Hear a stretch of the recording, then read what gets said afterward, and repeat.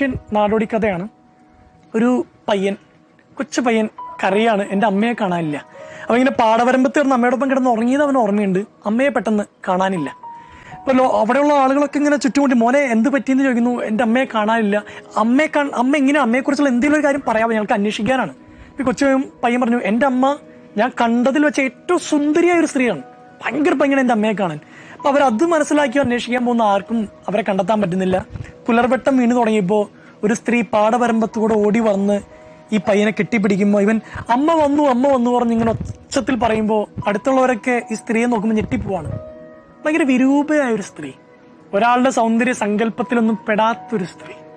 പക്ഷെ ഈ പയ്യൻ പറയുന്നു, എൻ്റെ അമ്മ ഞാൻ കണ്ടതിൽ വെച്ച് ഏറ്റവും സുന്ദരിയായ സ്ത്രീയാണ്.